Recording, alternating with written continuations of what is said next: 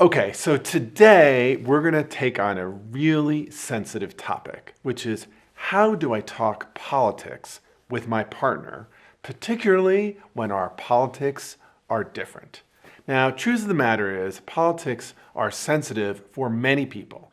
And it's not uncommon for couples to have really different political views. But just because you don't see eye to eye on everything doesn't mean you can't have a healthy and constructive conversation about it. So the first tip here is setting the right tone. So what does that mean? Well, it means creating an environment where both of you feel comfortable expressing your views and your opinions without fear of judgment or anger. So part of that, right, means actually finding the right time and place to do this. So in the middle of cooking dinner might not be the moment to say, hey, what do you think of Trump running for president in 2024? Or do you really think Joe Biden can still be president at the age of 85? Like, that's not the moment to do it. But if there's something on your mind, an issue that you really want to dig in with your partner, say to them, what would you think about having this conversation, which I know can be sensitive, but I just feel like we often miss each other and I don't fully understand where you're coming from. And I felt like if we had some time, it might be a fruitful conversation. And once you get that buy-in, then be sure to start the conversation with an open tone. Because if you start with an accusatory or a confrontational tone, you're likely just to get a defensive response and a shutdown. Related to this, in the conversation, be sure to use I statements instead of you statements, meaning instead of saying you're completely wrong or that's a completely ridiculous thing to say, you might say something like, I have a different view, or to be honest, I see that situation differently. When you talk from your own perspective, you're not making an attribution or a characterization of your partner, and it helps keep them more engaged. Okay, second really important tip here, work hard to find common ground. So when you're talking politics with your partner, even if you have different political views, it's likely that there's at least some issues that you can both agree on. So starting by identifying those areas of agreement, even if it's not a substantive policy, but maybe a shared interest, that can help create a sense of trust, a sense of mutual understanding, and it can make it easier to discuss the areas where you might disagree. Third, and this is critically important, use the stealth negotiation difficult conversations skill of active listening. So active listening will create the kind of space you need in this conversation to really draw out your partner and to ensure that they're feeling heard. And part of your goal in a difficult conversation around politics with your partner is to understand their perspective. So practically speaking, what that means is every time they say something that you think is completely wrong, nutso, unhinged, instead of fighting back, ask them to say more about it. Say something like, I'm really confused here, or I really want to understand where you're coming from. The other thing to try to do, which is really hard to do, is avoiding jumping in or interrupting. So one thing you want to think about here, right, is if you find that your partner is going on and on and on, and then is looping and repeating, that could be an opportunity to interrupt, but not for the purpose of putting in your own view, but rather for the purpose of using another active listening skill, which is paraphrasing. So in a situation like that, you might say, gosh, you really said a lot, and I want to make sure I understand what you've said. Here are the main points I heard, and then list those points out.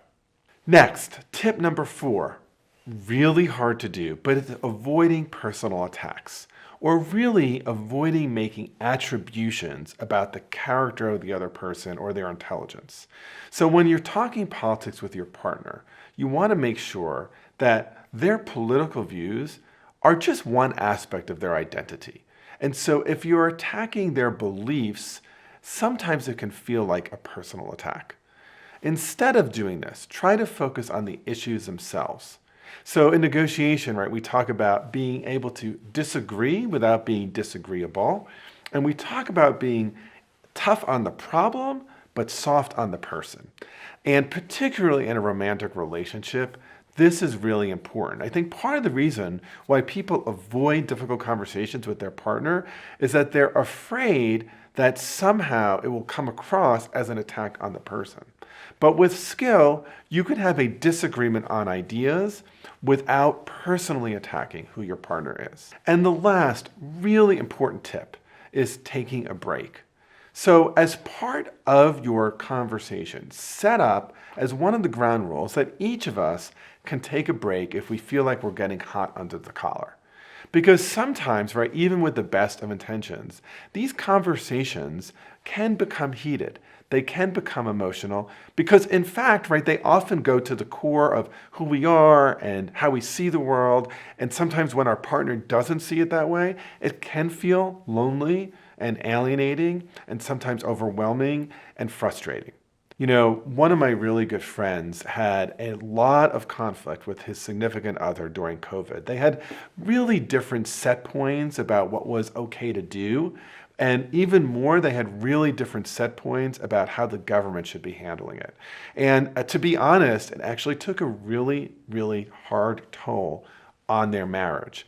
And then at some point, they just realized that if they instituted something that they called safe words, which was basically a way of signaling to the other side that this is getting really hard, I need a break, but I commit to coming back to this conversation later, that it enabled them both to get some time out of that hot emotional refractory period and then come back for a much more constructive conversation. And so one of the things that I like to do, whether it's someone I'm dating or just a close friend, if I'm going to get into a conversation where I know it could get a little hot, up front I'll say, let's establish a safe word, some way that we could say to the other, this is getting hard for me. It's not that I want out of the conversation or out of this, right? I'm in it, but I need a break for now. And then I'll come back with a clearer head. A sixth tip here, right, is to have a sense of humor about it. Part of what makes, hopefully, your relationship with your partner work is that you're attracted to each other, that you like each other, that you have fun with each other, and that you don't always see everything eye to eye. I mean, you might like drama films and they might only like rom-coms. That's just a difference. And a difference can be really a source of fun. And while I totally appreciate that some political conversations, right, whether it's about abortion or LGBTQ rights or the environment or even the economy, cut to the core much more than, let's say, whether or not your favorite show is Friends and my favorite show is CSI, it's still the case that part of the joy and part of the fun of being in a relationship is that ability to laugh, to explore each other's differences, to kind of just kind of rest in that difference. And I think that if you can go into these conversations with the sense that the stakes here are higher, for sure, and this can be hard, for sure, and there are moments when we're going to feel emotional, but that having this conversation is a bit of the adventure of this relationship. I think you'll find that even if at the end, maybe each of you is a little bit bruised and maybe scraped up, like you'll have learned something for the adventure and you'll have done it together. So to summarize, 6 tips for having a difficult conversation on politics with your partner. First, working really hard to set the right tone, making sure you choose the right time and space. Secondly, working hard to find those areas of common ground or agreement. It might not be on a substantive policy, but at least it might be around some common interests, like, for example, we all want clean water. Third, really listening actively, being curious, asking questions, acknowledging emotions. Fourth, avoiding personal attacks. We can disagree without being disagreeable, and we could be tough on a problem without being tough on the person. Fifth, as part of the process, normalizing the idea of taking a break, getting a reset, or using some safe words. And lastly, just setting as a norm that we are doing this as part of the fun of our relationship. That when we explore differences with each other, we can laugh, we can enjoy it, and yes, it can get heavy, but it's also part of what makes this relationship rich. So, don't leave, keep watching this next video, which is what happens if you don't agree in mediation. And I'd be incredibly grateful if you and your partner would subscribe to this channel, like this video, and ring the bell so you never miss new content. Okay, keep watching, click, click.